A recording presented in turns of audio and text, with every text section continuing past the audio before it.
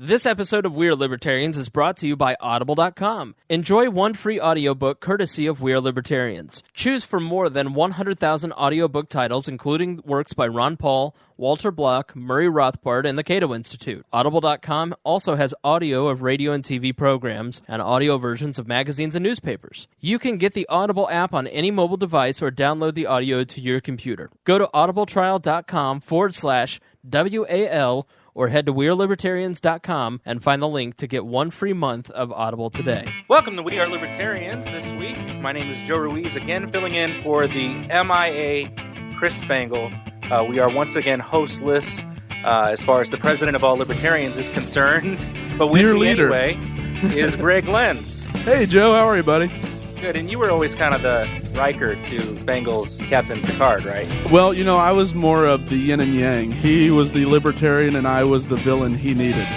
The villain, the scumbag Republican? Exactly. It's kind of like Batman needed the Joker. Well, tonight we have, speaking of Batman, we have Batman with us tonight. Batman, how have you been this week? I'm good. How are you? Yeah. That, ladies and gentlemen, is our friend Dan Van Doren. Mr. Van Doren, how are you, sir? I'm good. How are you tonight? Doing well. Good to see you. I haven't seen you since down in Columbus at the Indiana Libertarian Convention. Yeah, that was really good food. I had never had such a poorly cooked burger before. Well, you know, Columbus is a little bit weird. That's they're kind of like the, I guess they've been excommunicated from Indianapolis, so they went down there and set up their little weird city. Yeah, they served my martini in a plastic cup. I mean, how much more tacky can you get? Quite Dick's classy. Cup martinis. Well, for those who don't know Dan Van Doren, Dan was the media producer in my 2012 bid for the U.S. congressional seat here in Indiana's 2nd District. And he is also a very prominent libertarian in the area. Dan, can you tell us how you became a libertarian, kind of what you feel your role is in the liberty movement, and what you do just kind of on a day-to-day basis? Well, my journey really began when I was about 17 years old. I listened to a 1940s radio play that featured an essay by Ralph Waldo Emerson. It was about how there are laws in the very substance of nature. What you do, if it's right, it's going to come back and it's going to improve your life. If you do what's wrong, it's going to harm it. I was really fascinated by that because we're told a lot that if you're going to be a good person, you have to be self-sacrificing. And that really got me thinking. And then my whole journey really came to its conclusion when I was 18, my senior year in high school. I ran across a book called Whatever Happened to Justice by Richard J. Maybury. It was basically the same theme, but it went much deeper into it and then applied it to an actual political and economic philosophy, which, of course, is libertarianism. And I stayed up the entire night and read the book cover to cover. It was basically an almost haunting experience because I had a complete reversal, politically speaking, overnight. You always hear people say that you can't change overnight. No, actually I did. I went from a complete neocon to absolute Ayn Rand-style libertarian in 24 hours. Now, Greg, I didn't give a damn about politics at all when I was 17, 18 years old. Did you care? I didn't care probably until I was close to around 21 whatsoever. Mm-hmm. So here you have a total libertarian transformation. That's impressive in the sense that he was 18, but also impressive in that he already had a political ideology before he jumped ship. Yeah, exactly. At young age, it's amazing. I guess you can call neoconservatism an ideology, can you, Dan? Yes, you most definitely can. It's more like a religion, though. No facts to it, but just a whole lot of faith. Merca, freedom. Because freedom. What else do you need out of freedom, right? That's right. Let's go blow some shit up. Speaking of freedom, now, Joe, you actually wrote a piece this week that got quite a bit of traction, and it was essentially advocating laws because you have become quite the anarchist and quite the underminer of the state, I guess you could say. So what exactly did your article talk about, and why do you think it, I guess, hit a nerve with so many libertarians? Well, there was a point where I had, and I mentioned this in the piece, a couple weeks ago wrote a Facebook post about doing yourself a favor and going out and breaking a law, because I figure that there are so many laws on the books that don't hurt anyone or their property, which is, so it doesn't violate the non-aggression principle, but there's still a law against doing things that shouldn't really be laws from a libertarian standpoint. So I wanted to start a series of articles where I took the most insane little minute laws that they don't hold a very high penalty, and just say, you know what, let's go out and break those laws, because we have an obligation to break small laws that are pathetic. If there's no chance of you hurting yourself or hurting anyone else or damaging anyone's property, then let's just go out and break them, because we're free people and we have to just take a little bit of freedom for ourselves, especially when the consequences, they are pretty minimal. So this one was about running a red light. And I just had this idea where I pulled up to an intersection and there was nobody around. The light wouldn't change. And so I decided to just go for it. And sure enough, I crossed the street, safely got home, no problems. But I wanted to know what would happen, if I had been caught. And so I started calling, the Legislative Information Desk and the BMV and different places, trying to find out what the real penalty would be, what the law said exactly, what the consequence was. And nobody really knew. And I get the impression that it's probably like that a lot with a lot of these little minor laws that are on the books that nobody really has time or money to enforce. And so we should just break them and ignore them and disregard them. And so that's kind of what I advocated in the article, but I went ahead and sent it to Jeffrey Tucker because he's become a friend of ours. He said it was hilarious. And then I went ahead and sent it over to our new friend, Walter Block. Walter Block is amazing.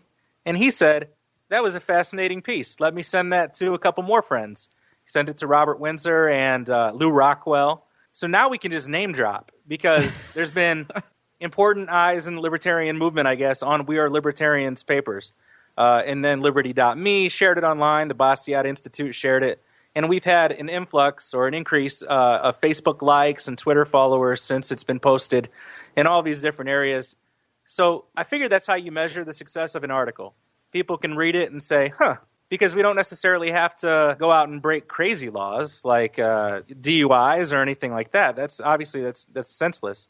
But we can find these little things that nobody's really going to argue about. I mean, who am I hurting by running this red light when no one else is present? Now, anyone that gets a ticket for running a red light, do they tell the police that you will actually reimburse them for the ticket? The beautifully libertarian thing about this policy that I'm advocating for is that you do so at your own risk. Not on me, bro. Not on me. Don't send me your tickets. They won't get paid. So let me ask you this. Have you today broken any laws? Today? Mm-hmm. I listened to a burnt CD. Ooh. All right. The music on such, I did not download myself, but I'm fairly sure it was not downloaded off of iTunes or any legal online store. Okay. So you still are living dangerously. Living dangerously, yeah. Just walking the line like Johnny Cash. And Dan, how about you? Have you broken any laws today? Well, to be quite honest, I don't care enough to keep track if I actually broke a law or not, because I remember reading something that the average person commits 3 crimes a day without even realizing it.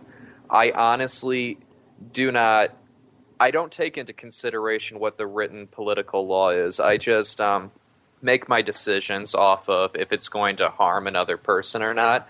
And that is such a good guide to use, but you will be inadvertently breaking several arbitrary laws, which you would do anyway. So I just try not to worry about it at all. But see, I feel like we need to know them because it gives us something, it gives us cause for celebration.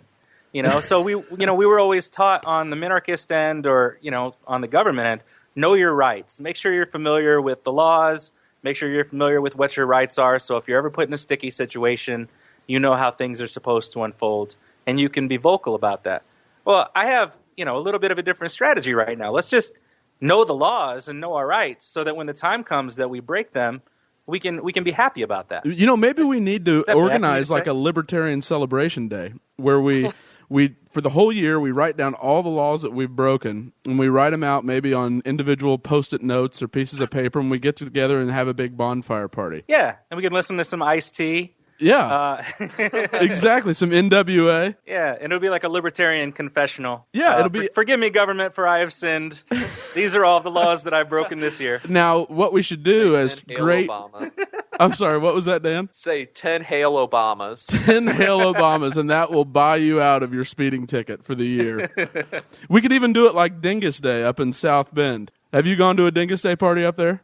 No. You know what? When I moved to South Bend, I was kind of out of the element, and then I eventually had kids, which kept me out of the element. So any sort of parties or anything that go around on here, I just don't know about them. Even the Masonic parties? Masonic parties are like pancake breakfasts. There's no alcohol. It's like the Indiana National Guard after they go out and stare down Michigan on the border, then they go eat pancakes afterwards. Yeah, exactly. It's like the early bird special. Well, that's interesting, though, because you don't hear too often in well, it's interesting. There are certain elements and strains of libertarians that advocate, like agorists or voluntarists, like Maya Axton, that's been a contributor to We Are Libertarians, that advocate two things. They advocate breaking the law because, like Jefferson said, and as you quoted in your piece, if a law is unjust, a man is not only right to disobey it, but he's obligated to do so. And so Maya has always told me that we should break the laws on a massive scale and then pray that they enforce them to the full extent because it would overwhelm the judicial system. Yeah, Maya's a lot more confrontational than I am. I have a wife and I have kids that I have to consider, and I have to kind of weigh the risks and make sure that daddy doesn't end up in jail because there's too many fathers in jail out there. Mm-hmm. But I think that there's still room for all those little things that you don't even consider on a day-to-day basis. Like Dan said, most people break the law at some point, don't even realize they're doing it. If the speed limit's 65 on the bypass and I'm going 70, most people go about 5 miles over the speed limit. And that usually keeps them out of trouble. But it's still technically going over the speed limit. That's okay. All I'm saying is to do it with a smile on your face because you're taking some liberty for yourself. Exactly. Now, what do you guys think as far as some more practical applications of liberty? How do we apply liberty in more of a daily basis? What are some ways? Well, I say look for anything you can. So if the government tells me what kind of light bulb that I have to use, if I have access to another light bulb, maybe I'll use that. Jeffrey Tucker in one of his books was talking about or they put a regulator on his hot water heater. So he went and basically ripped that regulator off. That way he could take a shower at whatever temperature he wanted. And he said it was a glorious feeling to take a hot shower and know that it wasn't the government's defined temperature, but it was comfortable for him. And he said that was a beautiful thing. So it's little things like that. In my city, there is an ordinance that basically says that as soon as it snows, you need to shovel your sidewalk. And if you don't shovel your sidewalk within a certain period of time, the mailman can choose to not deliver your mail because it's risky for them to walk on icy, unshoveled paths, right? Yeah. So I just say, okay, I can go an extra day without my mail, but I'm going to go ahead and choose to just not shovel my sidewalk today because I can. Those little things that we can take. And hey, that's not such a bad idea because, quite frankly, the Postal Service is bankrupt. So the less mail they deliver, hopefully, the more they can stay in business and save those union government jobs. Yeah, you're kind of being a good steward with taxpayer dollars in the same, moment of defiance, right? Dan, what about you? What are some ways you think that you can apply or practically apply more liberty to your life by breaking laws or through other avenues? Truly, the most effective thing you can do is to literally not give a crap. If, like what Joe just said, I know this is nitpicky finding an objection with it, but it'll demonstrate my point. The light bulb thing, he said to choose a light bulb that they don't want. Well, if it's a light bulb that you do want and they're mandating it, that's a coincidence. Use that light bulb anyway. I think the most effective route that we can take is not to act out of rebellion, but to act out of self-interest. Do what you want to do. Do what you want to do and act as if they're not even there. Now, fight them, of course, but in your own personal life, in whatever direction you're headed, live by your own rationality. Don't take them into consideration. Yeah, I'll concede that point. I think that was well said. Now, is there, for you guys, like I know Joe had just said that there's a point where it becomes harmful to his family, so that's sort of where he draws the line. Dan, do you have that same red line that you try to avoid? No, I will take any opportunity I can to do what's right. Well, okay, let me stop him right there, Greg. He says that, but he works for a living, and so he's paying taxes. And my guess is he's going to continue to pay those taxes because he knows that he'll end up in a Wesley Snipes type situation if he chooses not to.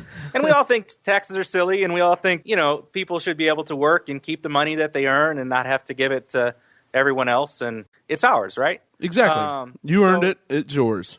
But he's still going ahead and contributing to that. He's not attempting to fight the tax system, so maybe that's the line where he says it's not worth it. I have been, but I'm not going to say on the podcast how I do it. I'll just leave it at that.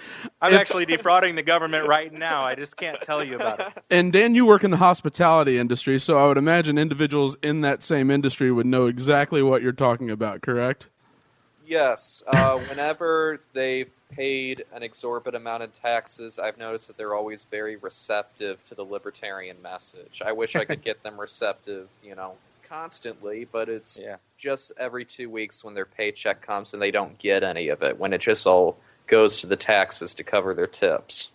That's when they give a crap. When it hurts your pocket. Yeah. That's like Ron Paul used to say that people vote from their bellies, and when they start to feel hungry and the food's not on the table the way it used to be and the money's not flowing in, can't keep money in savings because of bad economic policies, that's when people start to come over to our side of the aisle.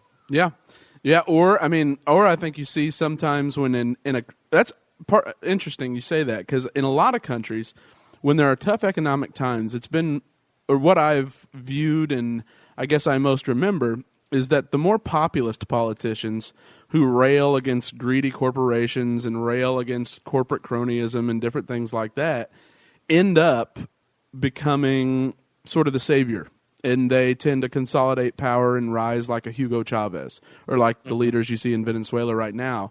And it's unfortunate because the very things they advocate for and hope to and give hope to the citizens who maybe aren't as well educated on economics and free markets, they end up forming this supermajority that can only be overthrown through revolutionary measures or mass civil disobedience like we're seeing in the Ukraine or in Venezuela right now. Mm-hmm. Yeah. And now I actually was thinking about some more ways to practically apply it, and they're not necessarily illegal yet. I know one thing for me is, if you're out there listening, buy as many things in Bitcoin as you possibly can. The more you can buy in Bitcoin, the less sales tax, the less money that's going to go to the government, and they absolutely hate it right now. Like I know we'll probably talk about it on a later podcast, but recently a Bitcoin wallet and exchange went down, and a lot of Bitcoins were stolen. And it's funny, the media immediately said they blamed it on hackers. And for me, I thought, well, who has the most to lose from this? Granted, rogue hackers on the deep web probably do. They have a lot of financial gain, but the government has the most to gain by doing this and making it look like an unsafe form of exchange. Mm-hmm. And so I just keep waiting for someone to say, well, have we checked with the NSA? Have we checked with the CIA? Have we checked with any of the cyber defense divisions within the FBI?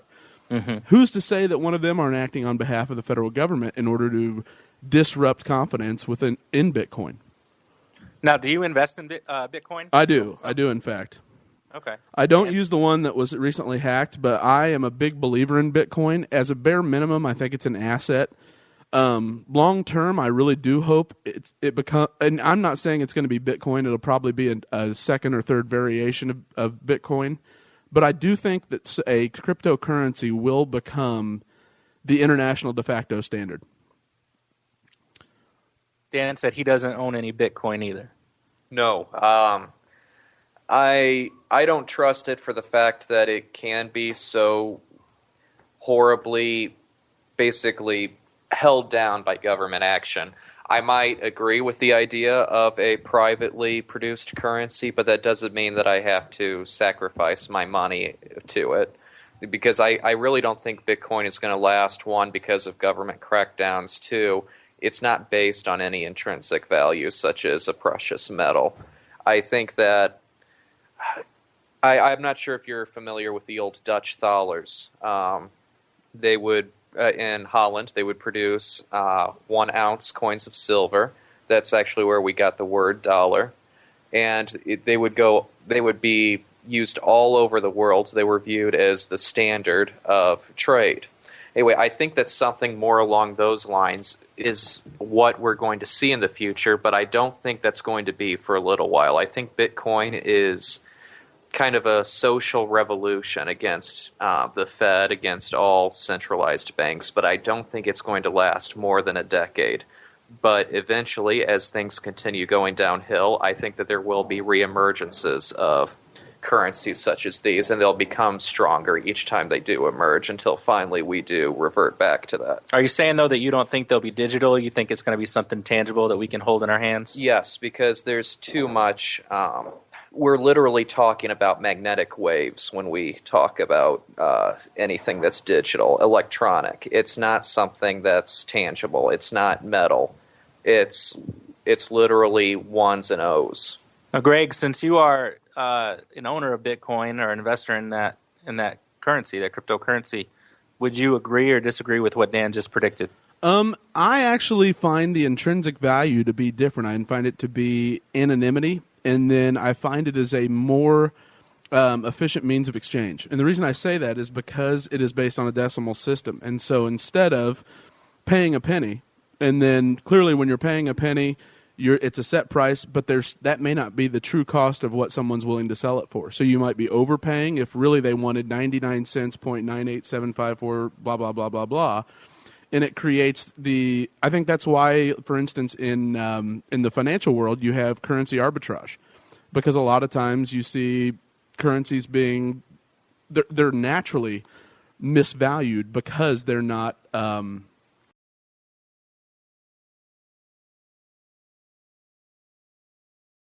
They're not based on a decimal system where you can have an infinitesimal amount of digits. And I believe that the anonymity and the ability to escape taxation, and then also Bitcoin's beautiful means of exchange, are where that value is derived. And I personally would argue that's actually more beneficial than gold. Gold is a precious metal. Silver is a precious metal. In reality, I would probably say that rare earth metals, like the ones the Chinese have been hoarding in Australia and probably going to go into Afghanistan eventually and get those, that are used in cell phones, have more utility than gold or silver. But I think it's just a difference of opinion. Well, if you're talking about utility, then of what possible value is Bitcoin? Anonymity. And it's a more efficient means of exchange. Now, Greg, I still don't know a whole lot about Bitcoin. Tell me how it can be anonymous when it seems like the NSA and different outlets are looking at everything that we do kind of online. I joked this week that the U.S. Department of Interior started following We Are Libertarians on Facebook, and I said now they're officially watching us. Yeah, well, I never liked that. I mean, that's never a good thing for us, although I keep waiting for, in our Facebook chat, instead of it saying seen by Joe or seen by Creighton or seen by Spangle, I keep waiting for it to say seen by the NSA, but I don't think we're quite there yet. Seen by NSA operator 01273. But as far as Bitcoin's ability to be anonymous, right now, the principle is similar to like a Swiss bank account in that it's dealt in numbers with no actual identifier. Now, in a Swiss bank account, granted, the bank knows who the actual account holder is, but with Bitcoin, since it's essentially a numeric transaction, it's pretty darn it's tough to trace. I mean, I still think there's probably a way to trace it. I think in time it will be hacked to the point where we'll be able to track transactions. Is it there yet? No. But I do think it will be there in the future just because it is inherently a system, and all systems can be hacked. And yet, despite the anonymity, it's almost unnecessary because people who use Bitcoin are very vocal about the fact that they use and support Bitcoin. Oh, I mean, I believe it was the Golden State Warriors were actually selling tickets in Bitcoin, and they would accept. You could buy tickets for the Golden State Warriors, and they would take it. And it actually makes a lot of sense because right now the dollar and various government currencies are still the de facto standard for conducting business. So right now, Bitcoin is an alternative. Well, it's similar to how gold's an alternative to dollars. when they're not the de facto, they tend to be more of an asset and lead to hoarding. Especially in the United States, like we have Fort Knox. We've now, various people have debated whether we've leased out our gold to guarantee our debt. But like, for instance, Germany recently called a certain amount of U.S. gold, and we were not able to meet the obligation. And that's a pretty big red flag to me, because that shows to me that people are wanting to hoard an asset, not necessarily have gold be a means of exchange. And so that's why I would compare it to a Bitcoin. Okay. Well, I think we should probably at some point get a little bit more in depth with the whole cryptocurrency movement on the show. I know that we had kind of a set agenda and it didn't include that tonight, but as we move on here, maybe we can make a mental note of that. We should go a little bit deeper if we have the opportunity soon. Absolutely. And then, Bitcoin's just one way. Some other ways, I think the biggest way that you can apply liberty is to record any interaction with a state or government employee. Sure. Anytime it's a police officer, anything like that. In my opinion, if they're going to spy on us, we have every right to, in fact, turn the massive surveillance state right back on them and demand accountability. And that kind of goes back more to Maya's argument, is if you're going to hold us to a certain standard, we are, in fact, going to hold you to that standard until you're ready to adjust the laws and give us back some of our liberty and privacy. Well, and I love that, and I love the idea, too, of trolling the government a little bit. Like someone told me today, well, if you start writing a series of articles about you breaking small laws, even though they're small, you're basically incriminating yourself. And I said, yeah, but I could just tell them I was lying about it. How do they know? You are known to be a jokester. What's that? You are known to be a jokester. You could have been being facetious. That's right. If I have they came to my door and said, hey, we heard you did this. You ran a stop sign or something. There was nobody at the intersection. You just blew the stop sign. Well, okay. Do you have proof of that? Because I was just telling a lie. I wrote that to be funny. Or I was putting myself in the shoes of somebody who could potentially do that because of a philosophy that I believe in. Now, you're going to arrest me for that? You're going to give me a fine for that? What are you going to do? And I don't think they can really do anything. Yeah.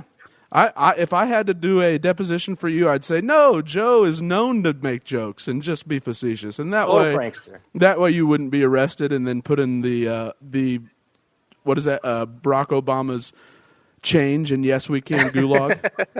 I sent you an article today about these things that they're installing in South Bend, and they've put them in bad neighborhoods here and there across the country, but it's called Shot Spotter. Dan, have you heard about this? I have not. It was in the South Bend Tribune today.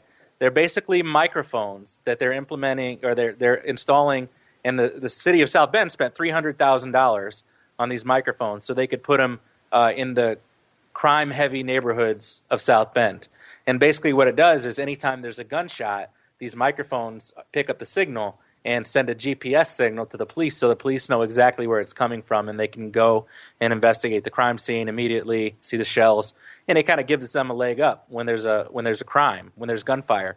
I sent a text message, and I want to write about this soon, to the reporter from the South Bend Tribune who sent this article out, named Aaron Blasco, and I just said, can it only pick up something that is loud as like a gunshot, or can it pick up voices, conversations, et cetera, also? Because the way that the chief of police in South Bend worded it was the microphones are listening, right? Which seems kind of, for a libertarian, that's a red flag, I hope. Absolutely. And so when I saw that, I asked this reporter that question, and he says, well, the chief of police says that it can pick up other sounds too, but that nobody should have an expectation of privacy in a public place. And I said, all right, well, if that's the case, then I think that those of us who are jokers, if we're willing to put ourselves in a crime-heavy area during the day or whatever, should just walk through and say the most ridiculous things. I left the body on the other side of the river or something like that. And obviously there's going to be no other evidence to put you up against anything that happens, but, troll them, because if they're going to spy on you, like you said, you deserve to kind of give them a hard time too. And it is. It's absolutely a backdoor, because now the video surveillance is something that was already dangerous enough, but a lot of times it lacked the context to be able to convict someone or be able to be admitted as evidence that wasn't just circumstantial and not allowed. When you pair that with audio, if you use that correctly, that's Skynet. That's the ball game. Yeah. That's person of interest. Mm-hmm. And they are, of course, they're a Washington, D.C. based company. Shocking. Absolutely shocking. And then, I mean, so the best way to fight something like that is, I guess, create awareness in South Bend. I don't know if that's something that's popped up or how that even got implemented. Have you followed it very much? They approved it last August, and they reported about it then, but it didn't get on my radar until today when they said, okay, these things have been installed now. They're going to start using them. You know, I wouldn't be shocked if Vladimir Putin decided to buy that. I wouldn't either. I'm kind of curious, since Rashad and I are going to be eating a lot of Mexican food. If we go down to South Bend and we fart really loud, will that be mistaken as gunshots? It depends on the type of fart. If it's one of those rapid fire in succession, most likely. I don't think the technology is able to discern between one and then just a continual rip. Assault farts. Yes, assault farts. Yeah, watch it work in the opposite. Like, all of a sudden, you're wasting taxpayer dollars responding to assault farts and different things, you know, and wasting the police officer's time. Meanwhile, there's a gunshot on the other side of town. And you're over here dealing with Dan and Rashad. I would love to see the South Bend police just come storming down on a 80-year-old granny on a walker that just had some beans and has the walking farts going down the sidewalk. That would make for great television. You think I did what? Well, speaking of Putin, have you been following this situation today? The developments in Russia and the Ukraine. Did you get the pun there? The what? Speaking of Putin. Yep, exactly. All right, go ahead. Oh, you know what? That was totally over my head, and it was my own pun. Worst libertarian ever. But yeah, I didn't know. Dan, have you been following this situation much? Not as much as I would like to, but from what I've seen, it's really interesting. It is. It is, in fact, it is a test of U.S. foreign policy more than anything I see. It looks like an absolute role reversal from our dabblings in the goings-on of the rest of the world. Well, we went into it pretty deep last week, and we made some predictions, and we had a lot to say as far as the history of the things that are happening in the Ukraine. Tell us from last week up until now what's been happening, and how has that shaped your thinking about the situation at all? It has drastically shaped my thinking personally. Russia and the Ukraine have obviously an interesting history. Ukraine was part of the Soviet Union. They won independence, but part of the Ukraine is this autonomous republic called Crimea. And I may be pronouncing that wrong, so I apologize if I am. And so they actually have their own government and president. They try to live as independently of the Ukraine as possible, but it's a peninsula that sits right on the Black Sea. Now, a lot of their population identifies themselves with the Russians. And in the Ukraine, the eastern part of Ukraine and Crimea have always been more sympathetic to Russians than they have this free and independent state of Ukraine, because they've really wanted to be independent themselves. Instead of the Ukraine granting them that ability, they've sort of annexed them and allowed them to exist kind of like Texas in the United States, if you will. They kind of exist autonomously within the U.S. And today, the Russian troops, Putin had authorized in the Senate, the Duma in Russia, allowed him to send troops to the border. Today, they authorized the troops to go in and take Crimea. And in fact, the Ukrainian Coast Guard has removed all ships from the ports on the Black Sea that were under Crimean control, and now they are under Russian control. The airport is under Russian control. The media is under Russian control, radio stations, you name it. And the fact of the matter is, there are people that are really upset about it in that area, and then there are people that are sort of nostalgic about it and feel like, the USSR is coming back. And it's been really interesting to watch Russian coverage of the news, U.S. reactions from the various punditry, and then the president and John Kerry, and then the history of that area. It's a very Muslim area, which for Vladimir Putin could pose quite substantial risks by immediately seizing it. But it is very important for him from a Black Sea access perspective. Why exactly? Well, it's a peninsula, and the Ukraine. Geopolitically, there are certain areas in the Black Sea where Ukraine really had in Crimea being one of them, had greater access to the Black Sea than even Russia. And so by taking this establishes Russia as the dominant player in that region for shipping, for various war games, things of that nature. You said that they had Russia has control of the media now in Crimea. They do. You sent me some links to some propaganda that's been sent out, and Tell the listeners about that, and what do you think that means? Well, I mean, Vladimir Putin's actually... He's trolling. It was kind of funny. He's trolling the rest of the world via the Russian media, and I hate to say it's funny because ultimately we're talking about the removal of sovereignty from a group of people who wanted to be sovereign from even the Ukraine in the first place. But he had the Russian media show all these pictures, and I sent them to Joe, and some of them are like a soldier passing out sandwiches, and it's a celebratory atmosphere in Crimea. And they're shooting selfies with the citizens. Yeah, they're taking these men with AK-47s are getting selfies. There's supermodels with all these attractive women want to be with the Russian soldiers.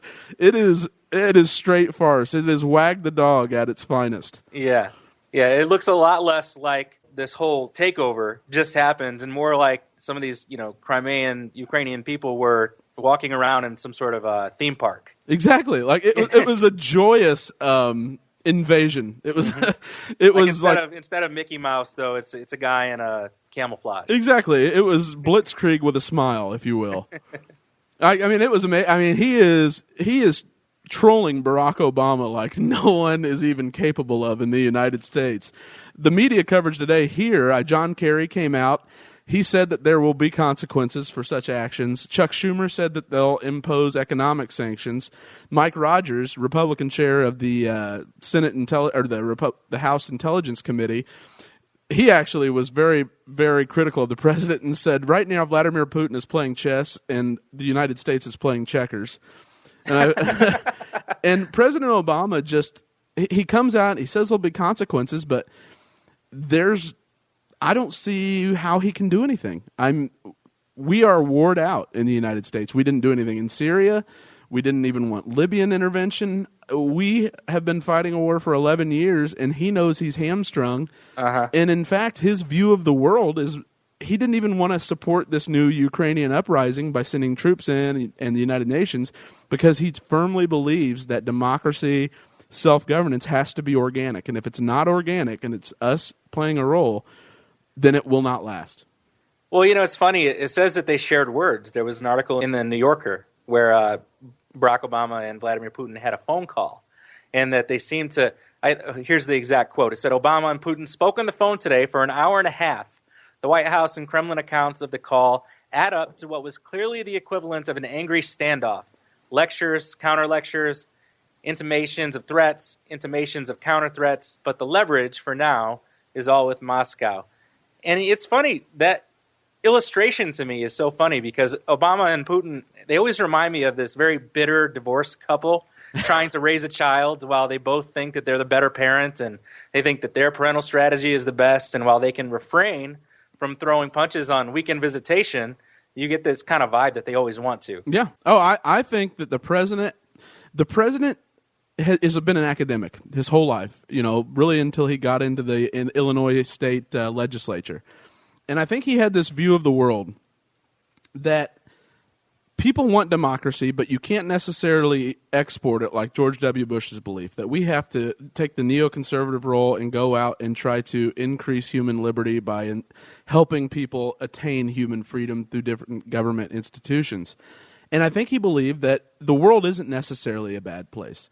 It hasn't been a Hitler. There hasn't been a Stalin. There hasn't been someone like that that controlled a major world power until Vladimir Putin. And I think that is really causing the president to reassess his view of the world, especially foreign policy intervention. I'm going to dominate you all for Mother Russia. Yeah, exactly. And I know you guys are both in libertarian policy. Foreign policy is non-interventionist. That is the crux of the libertarian position. I was actually going to shoot you a question, Greg. Casey Hendrickson, we had him back on the show report. He's a radio host in Northwest Indiana. And he makes complaints about the libertarian foreign policy all the time because he says it's not actually a foreign policy. Not doing anything in his eyes is not a foreign policy. And he said, the reason that people don't respect it and the reason that people don't come around to it as often as we believe they should is because all we're saying is the government shouldn't do anything. How do you, before we get into how that applies to what's happening in Crimea with Russia, how do you tell people who don't necessarily believe in a non-interventionist foreign policy, as someone who I'm sure kind of came over from a different place. It used to be the scumbag Republican and everything. Mm-hmm. How do you explain that? For me, I look at it two ways. One, there is no gold standard, if you will. There's no red line that exists for me. I asked Ron Paul when I got to interview him at DePaul when he spoke, and I asked him, it was when Syria was going on, where does your red line exist? And so his response was, it does not affect me until it is at my border. And I feel like I just can't entirely get on board with that, because I feel like it's the Switzerland approach. It's, gladly we'll conduct business with you Nazis while the Jews are being slaughtered. Or gladly we will do X, Y, Z. From an I don't think that military intervention is the right response every time. But I do think that I'm okay with economic sanctions. I'm okay with what we do to Iran if they're going to be expansionist and decrease human freedom. You want to decrease human freedom and you want to force people to convert to Islam and not allow religious freedom, great. I'm not going to necessarily send in troops, but I sure as heck am not going to let anyone do business with you, and I'm going to starve you to death. I will do that. I don't have an issue with that personally. I know that is not the libertarian position, but I just struggle being okay with not doing anything until it's at your doorstep. Well, I'm actually a huge proponent of the Switzerland position, because if you think about it, the way that we view foreign policy, we look at our nation's history and we think nothing could have been different. We sided with Russia over Germany. There wasn't any other choice. That was absolutely the right decision.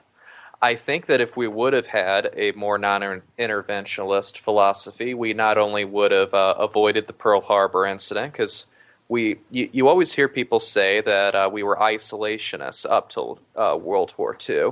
No, we were conducting all kinds of economic measures against Japan before World War II, and that's why they attacked us. We were very involved in world events. And you see, Germany, they had such a self-destructive philosophy. This is going to sound anti-Semitic at first, but think about it. They completely beheaded their entire financial sector by imprisoning all of the Jews. That was their entire argument against them, that the Jews controlled all of the economic power. Well, they got rid of that. We always think of Nazi Germany as some sort of economic superpower. They probably produced about 10% of the tanks that Britain and the United States did. They were literally about the same strength as Russia. When we sided with Russia, we only made the lesser of the two evils a little bit stronger. Switzerland, they didn't side with either one, and yes, they did allow business. But we should have allowed the two, let's call them evil empires, to hash it out, and they would have been so crippled they couldn't have done any harm, and they would have imploded on their own anyway.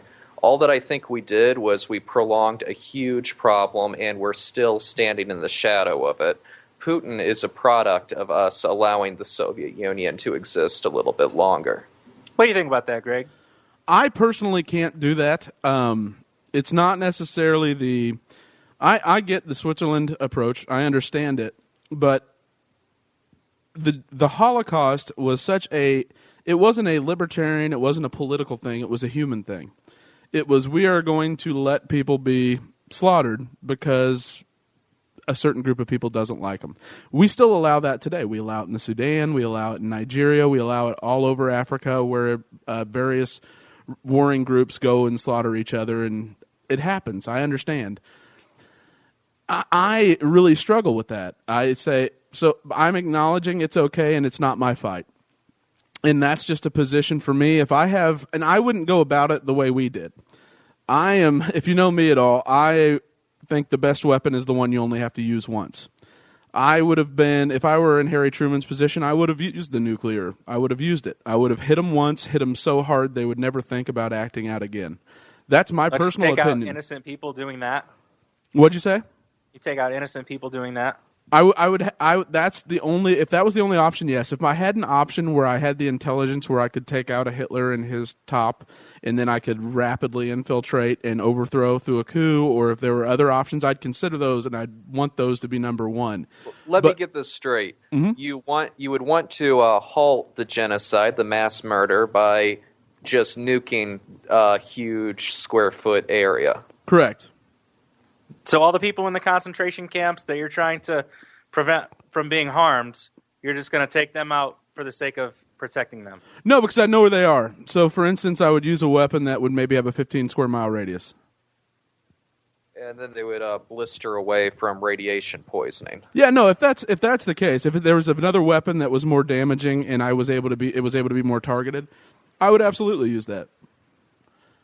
That's just me, though. That's where I kind of part ways with the libertarian philosophy. I cannot, if I know there's a wrong that is it's a human wrong, and I'm not able to get humanity to come to the help and not have to resort to that option, I am going to err on the side of taking action versus not. I will say that that's one of the hardest selling points of the liberty position to people who are not libertarian. When you talk about foreign policy and when they bring up, situations like what we're talking about here, and you tell them, well, it's not my fight, you almost kind of come across to them as a bit soulless because you're not willing to take some sort of measure. And from us, there's economic ramifications. We think about the unintended consequences. There's a lot of intellectual arguments. They don't see that. All they see is there's people that are in danger, and you're not willing to give them your hand. Exactly. So there has to be, there has to be a way that we can, hold our ground in terms of what is our fight and what is not our fight. But we have to be able to at least understand that you have to be able to help people that are in need at some point. And my real distinction there is if it was socialism versus capitalism, if it was political ideology versus various political ideology, that's not our fight. When it becomes a human thing, that's where I feel that if I have the ability, I have the responsibility. The way that I always measure it out too is I have to see that before I am saying let's advocate for some sort of intervention, the people of that country who are being oppressed, they have to be doing everything within their power to take over, to start a revolution, to say this is what we want, because you can't help someone who's not willing to first help themselves. Exactly. So Ukraine is not our that's the measuring fight. stick. Yeah, like in my opinion, the Ukraine and Crimea, that's not our fight. Would you guys agree? Yeah, but there's a lot of conservatives out there who are basically giving the president grief for having not pulled the trigger on that already. Yeah, no, I agree. And that's a wrong belief, in my opinion, because that harkens back all the way to like the domino theory. And then it is an interesting world, though, right now. China isn't the global leader that people expected. They don't play a role in this type of thing very often. They tend to say, all right, what's the most economic beneficial perspective, and that's the one, or strategy, and that's the one we're going to follow. We don't really care about anything else. But I don't know. I just wanted to hear your guys' thoughts and how the proper way to diagnose this Crimea position through the framework of libertarian foreign policy. No, we talked last week about how a lot of the Ukrainians wanted to be with Russia, and I mean, if they're okay with Vladimir coming in and doing this whole thing, and if they really are like those cool people in the pictures taking the sandwiches and selfies, well then I guess that's up to them. But either way, I don't think it's for us to be involved in at this point. Yeah, I agree. The reason, Greg, that we brought Dan on today, and we'll kind of have to shift gears here real quick for the sake of time, is because of Jan Brewer's veto of Arizona Senate Bill 1062. And give us a little bit of details just about what that was and what the situation was this week, and then we'll get into Dan's take on that. Well, I mean, I'll tell you what. I'm going to let Dan go ahead and break it down since he was the one that wrote the article. All right, go ahead, Dan. Okay, well, basically, we've all heard about the so-called Religious Freedom Bill in Arizona. I didn't get to write on all of the possible flaws and angles in this bill because I was trying to exert some self-discipline and keep it under one page long. But anyway, it was written in such broad terms. Rashad and I were going through it on the way over here, and it dawned on me, you could have used this as grounds for not serving a single mom or someone who you thought was dressing odd. What it did was it gave you the authority to deny your business doing service to someone if it conflicts with your religious views. There's nothing wrong with that on the surface. The trouble is that they're defining it as religious. you should be able to use your own discretion and rationality for whatever reason you think, not just for the reasons that government sanctions. Such as if you think that someone is going to be, let's say, a black person. They own a bakery, and then two Klansmen come in and want to buy a cake for their next cookout. Should the black man have to serve the two Klansmen, even though they're advancing a philosophy and ideology that's horrible and in complete contradiction to what the bakery owner might believe? That's okay. But the trouble is, we always talk about freedom and bills and completely ignore that that's an inherent contradiction in terms. A freedom is something that exists. We don't need permission from the government for it. If we don't have to pass a law in order to have the freedom of speech. A law, however, does have to be passed in order to impede that freedom. And we are constantly forgetting that, and that's why so many libertarians were actually supporting this bill. They forgot that freedom does not come from government, and that's what the entire article was about. Well, it was a great piece, and it's up at wearelibertarians.com for anyone that wants to read it in full. But I thought Dan's direction that he took with it was pretty spot on. Greg, you did too, right? Well, I agree completely. It's funny. It really though made me ask some questions. And just for me personally, and the first question that I had to ask myself and do some introspection was, should a business owner be allowed to have choice in who he deals with? And initially on the surface, I thought, well, of course, right? Absolutely. And then I kind of got to thinking, I was like, is there ever a situation where he should be forced to? And the only thing that occurred to me was, well, let's say that we lived in Arizona, and Arizona was able to pass a law that said that business owners were not could deny service and goods and sale to homosexual, to anyone based on their religious views. Now, let's say that a utility company came under the control of a fundamental Christian. Could that utility company decide to turn off the water from a homosexual and stop that person from getting publicly available water that is already hooked up to their home? And just for the sake of the argument, this is a very deep hypothetical, because obviously they could go to a store and buy water from that it was bottled, but that's it's necessity for life. If he was able to deny water to that homosexual individual, am I okay with that? And I struggled with that. What do you guys think about that? Well, utilities are a monopoly because the government enables them to be a monopoly. It's a very flawed example for that exact reason. I would agree with you, but that's not a case of the free market. It's a case of a mixed economy, and you have to have all government services available to all citizens. So it's impossible to answer in the context that you're asking. Yeah, I kind of agree with that. I agree, and I know that. That's why I understand that. But the fact of the matter is, let's say it's Alabama. Mm-hmm. And in Alabama, that is a very Christian conservative state. In one municipality, for instance, they wanted to put the Ten Commandments up in front of the courthouse. And I forget exactly what city it was. But they decide there's a homosexual. They pass this law. And that person no longer has access to public water. And I granted, the government caused the problem. But that problem still, in fact, exists, and we're forced to deal with reality. Seems crazy. And that's why the closest thing that I could think about was the Civil Rights Act. And the Civil Rights Act, to me, it violated my principles in theory, but it was one of those times where, I've said this before, where the eggs of small government were worth the omelet. And so it increased freedom in theory and in emotion. Did it necessarily create more headaches? Like, that's the reason Jan Brewer vetoed this, is it was going to create more headaches than it was worth. Civil Rights Act, ultimately the same thing, but that emotion behind it, I can sympathize with and understand. And so I do think there is when you have this government utility that is sanctioned, maybe you need something like that as a protection. No, you just need the principle that every citizen is going to have access to government services. You don't need to get more specific than that, because then it can be used as a tool for expanding the reach of government. No, are they paying into those utilities? Are they paying into those government services? They're paying into the government services, but it's a private company that's a monopoly. It's like Well, Fannie then- Mae or Freddie Mac. It's a government-sponsored entity. Yeah, but that's not a free market situation. No, but You're it's a real talking situation. You're talking about a political company, and politics is open to every taxpayer. What you're talking about is a complete breach of civil rights and the absolute definition of the word. We always talk about civil rights in a way that it does not mean.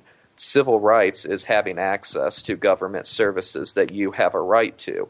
This is a case of that. It isn't a case of economic freedom at all. So, but the point is, so would you say then in this scenario, the law wouldn't be necessary because of the Equal Protection Clause of the Constitution? For a federal service, yes. Not for a state-administered service. So if the state didn't have an Equal Protection Clause and that Civil Rights Clause wasn't in their state constitution or on the books, would it be a good thing in reality to actually do that? No, you would need something much broader than that, saying that every taxpayer has equal opportunity to government services rather than making anything specific. And so can a libertarian support something like that if it's at a state level? A libertarian wouldn't support a mixed economy in the first place. You're rigging the game against libertarians if you're for sure. forcing No, us absolutely. to Because accept that. the government is the culprit in this scenario. Yeah, because what you would do is as soon as the mixed economy model will collapse, and it will, if libertarians put their stamp of approval in any way, shape, or form, they're going to point their finger at us and blame it on us, sort of like Alan Greenspan being in charge of the Fed. You know, you can't ever try to compromise because you will get blamed. I just want to clarify with you real quick, Greg. This person that you're referring to in Alabama, they're paying for services but not receiving the services because the service is outsourced to a private company? Yep. And it's a public monopoly, like an IPL, Indianapolis Power and Light here. Like, for instance, maybe this homosexual wasn't allowed electricity in Indianapolis because IPL is privately owned, but they're a government-sponsored entity. They're a monopoly that the government allows. But it's privately owned, so they decide, in fact, to deny service to any homosexual based on a law that almost passed in Arizona if the governor hadn't vetoed. If that scenario arises, what protection is there ever a time when it's okay to pass a law that it's just purely dealing with reality? It's dealing with the situation where no, you cannot religiously discriminate as a business owner regardless. Is there Well, ever... I think to have another law like what you're referring to in Indianapolis, to make another law saying that discrimination will not be allowed from this private company that's government-sponsored and a government-allowed monopoly, then that would be problematic because, you wouldn't need another law per se because it shouldn't be allowed in the first place. You should, if the government is going to allow or sponsor a private company, then that discrimination, I guess the ability for them to do business with whoever they want to do business with, then at that point goes away. Yeah, and I agree paying wholeheartedly with that. The government allows the situation to arise. They are the ultimate cause. But there are certain times like when we can't just if this situation did happen, we couldn't just say, "Well, government, you're done." You know what I mean? That doesn't solve the solution of the person not able to get electricity or water. It's an issue, a practical thing. Dude needs to get his money back. Well, I would like to take this on a completely different angle that I think that we were ignoring. Notice that you had to come up with such an extreme example in order to have an argument against the position of allowing free market discrimination. You had to come up with a monopoly, those are very hard to come by. You had to come up with a situation that's never before arisen, and then several others. I think that alone should be some comfort in that Americans can be trusted with their own freedom, and that the free market is what we should deal with since all objections are of such an outlandish nature. No, I agree. I agree wholeheartedly. That question occurred to me, and so I found it interesting. Is merely all. I just kind of wanted to kick it around and see. And it was one of those things where, is there ever a situation where you can not necessarily abandon principle, but turn legislation around and use it for liberty-promoting purposes when I guess you could say that something was set up incorrectly? Well, as a metaphor, I don't like mixing water in my scotch. This would kind of be the same example. I don't like mixing government and my liberty. I wouldn't want a compromise of trying to make a government-run company as capitalist as I can. That's just idiotic. It's a fool's errand.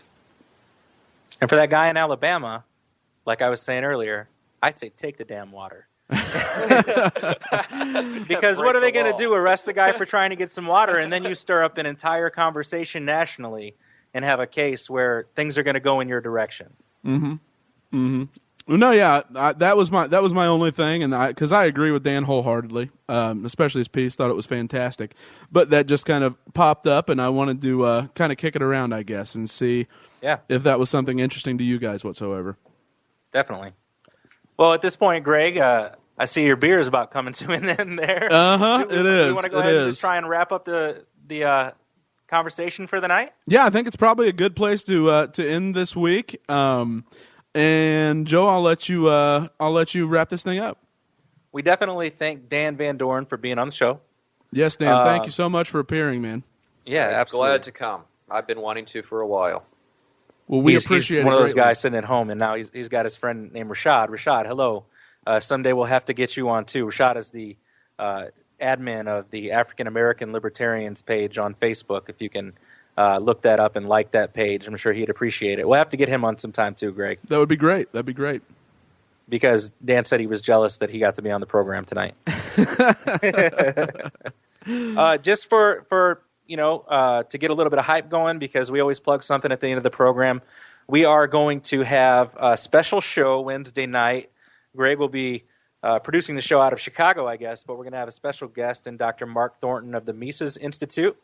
So that'll be really cool to talk to him. He is an Austrian economist, and he's very in tune with the things that are happening in the drug war and some other things that we'll be discussing. So it'll be fun to talk with him. And I heard he's a pretty awesome guy, so I look forward to meeting him for the first time. Absolutely. I can't wait to do it on Wednesday. It should be a blast. Yeah. Dan, did you have anything you want to plug real quick before we take off? No. Take it away. Greg, you? All I'd say is John Kerry is going to be heading over to the Ukraine to help set up hopefully a government, and then the Klitschko brother has said he is going to run as president of the new Ukrainian government. Interesting. So we will have a heavyweight champion going up against Putin. It should be. I say they just settle this whole thing in a boxing match, and Ukraine will come away victorious. Yeah, Olympics Part 2. Exactly. If they, if Vladimir Putin has any sack at all, he will accept Klitschko's challenge, man to man. I will accept your challenge.